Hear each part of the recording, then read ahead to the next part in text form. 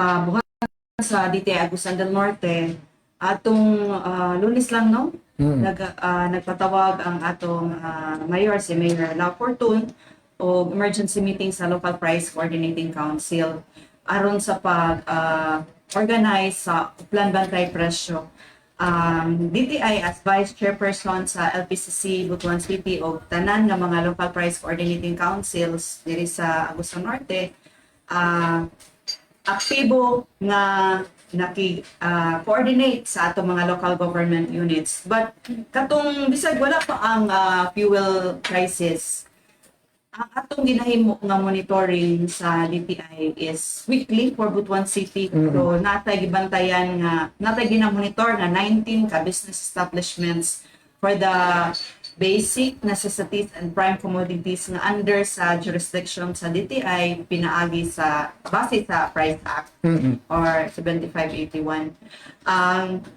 Karon lang, no, kay because kita magyud nato nga ang epekto mismo sa mga fuel stations and sa mga tag-iya og sakyanan sa transport sector, ang grabe nga impact sa transportation and maybe sa logistics kay 98% sa atong fuel gina-import nato sa Middle East.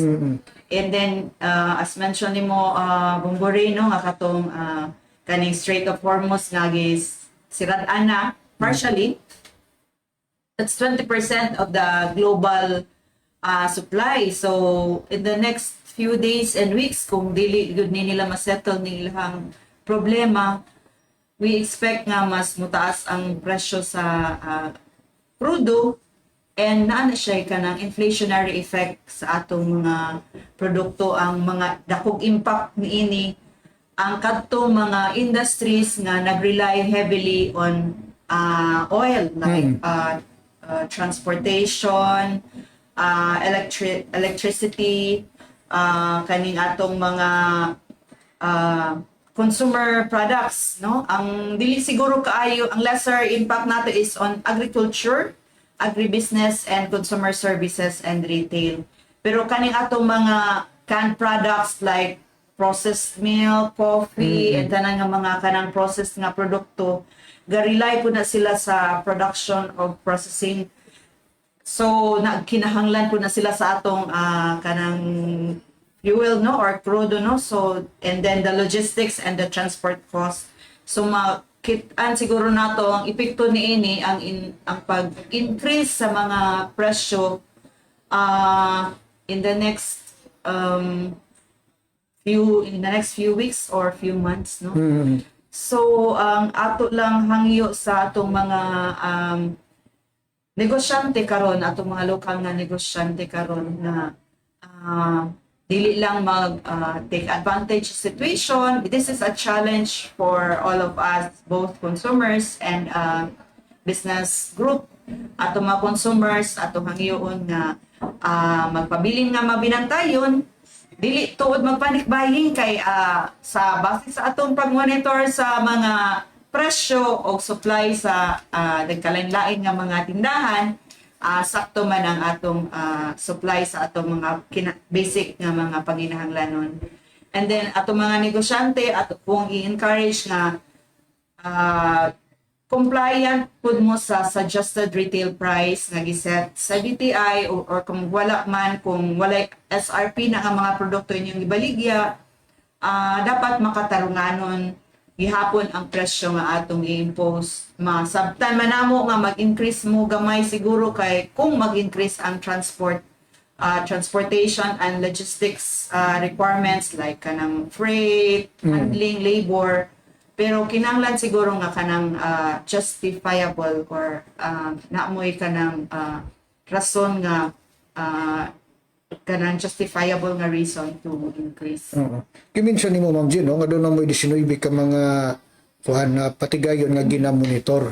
Unsa ni sila nga mga establishment ug unsa particular po ang ilang mga produkto nga baligya ni?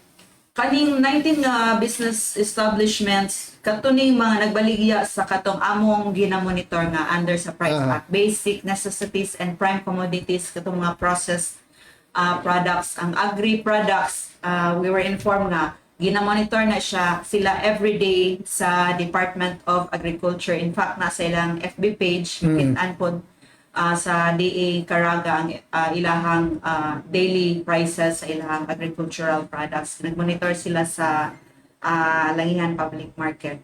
So, ang kaning 19 ka mga business establishments katuning baligya og BNPCs, no? Dili lang po Butuan City. Ang kaning 19 weekly ni namo ginamonitor for Butuan. Pero sa the whole of Agusan del Norte, adun na tayo 102 ka business establishments nga gimonitor. Like for Cabadbaran City, 11 atong gimonitor diya kay dito man ta monitor sa mga dagkong mga tindahan. Buena Vista natay 8, Nasipit 1, Carmen 1, RTR 5, Magallanes 4, 2x5, Santiago 5, Habonga 7, Kitcharao 9, Las Nieves 5. So, para sa atong mga kanang tigpaminaw karon, dili na mo pwede ma-monitor ang katong mga rural nga barangays kay nagkaangkat raman pud sila sa mga dagko nga mga tindahan. So, ang kaning atong gi-monitor for compliance to SRPs katong mga dagko nga mga tindahan, groceries, supermarkets nga ana sa mga sentro or poblasyon ani nga mga lugar. Pero so far sa inyong pagsubay wala ba'y naka-violate ani nila? Compliant ba sila sa gipagawas po nga SRP sa inyong departamento? Fortunately, Bumburino, ang amo lang yung na-monitor na nag-increase duha lang ka produkto. Aha. And then, ang percentage difference niya, it's 2.97%. So, pwede na ko i-mention. This one. Ako, ani ka ng sardines, and then beef loaf. Duha ra ka buo ang nag-increase yun. But within the less than 10%. So, mo na nag-increase above SRP. So, kanimang kung pagset nato sa suggested retail price, dugay po ni ang proseso. That's 1 month. Dapat prior to increase, magpahibalo na ang manufacturer or ang kumpanya dito sa among head office sa DTI nga mag-increase sila. And then they have to justify. Increase tahay ang raw materials, increase ang, kaya gina-import mo po nato ng mga lata, no? So kung tahay mahal ang raw materials and production cost, ila po na i-enumerate nila sa ilang sulat nga nung mag-increase sila sa ilang SRP. Oo. If ever, no, karong bag-o, kung doon ay magpatuman o pagsaka, since kagahapon, nagsugod ang taas yun, no, nga pagsaka sa petroleum products o karon po, lain nga increase o sa sunod adlaw, kay gikatulo. So kung naay uban nga musakay, ani, no, nga mga kung magpapatigayon, unsay posible nga mahatag nga sanksyon nga to nila, ma'am? Kung base sa Price Act, no, kami toka-toka like kani mga implementing agencies and then LGU.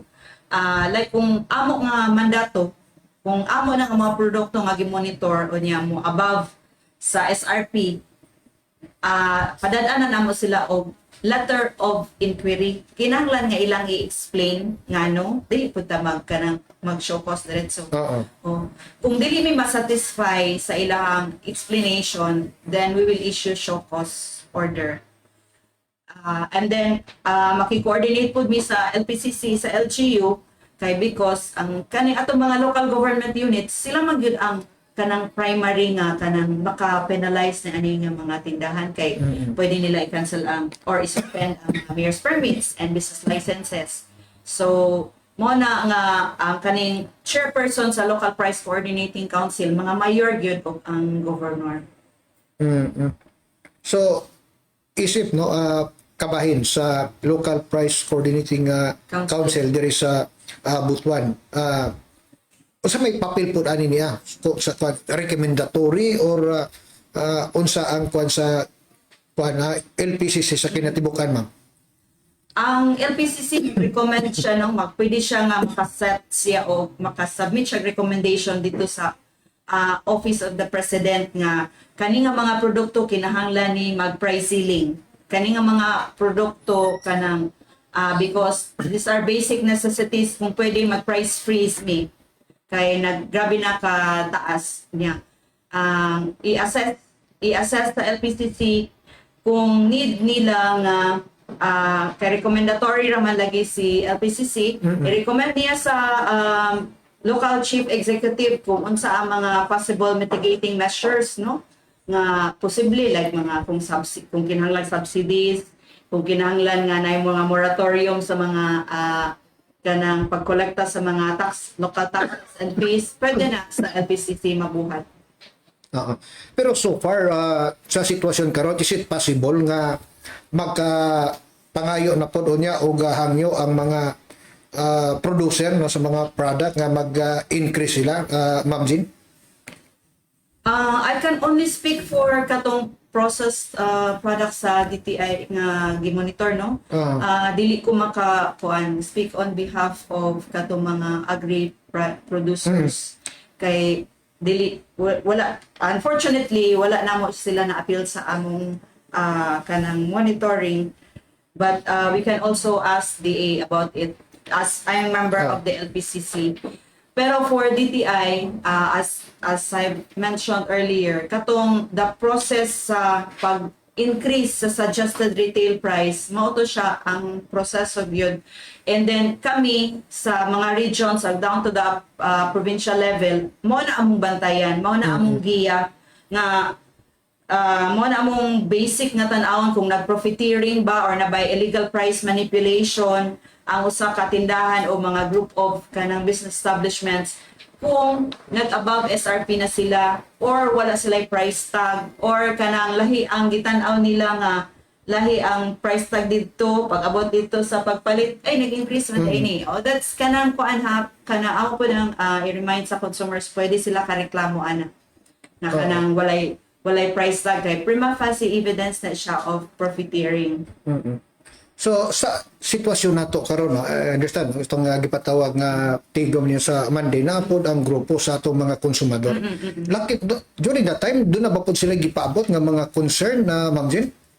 Unfortunately, emergency meeting to siya, so wala ang consumador hongbutuan at pero amo silang gi-appeal karon sa Oplan Bantay Presyo. And then also the katong representative sa business group, the Butuan Chamber. So kay para na ang mga negosyante naapod ang grupo sa mga consumers and mag-comply gyud mi sa katong guidelines sa DOE nga kung naay mga inspection sa mga fuel stations ay naa sila or kung wala sila na sila gihatag sa ang giya unsaon pag monitor o pag-inspect sa aning mga fuel stations pinaagi sa atong local price coordinating council sa Oplan Bantay Presyo. Speaking ani nga pag-inspection sa mga gasoline station, no? Nula na ba'y napahigayon ninyo sa LPCC ma'am nga pag-inspection to?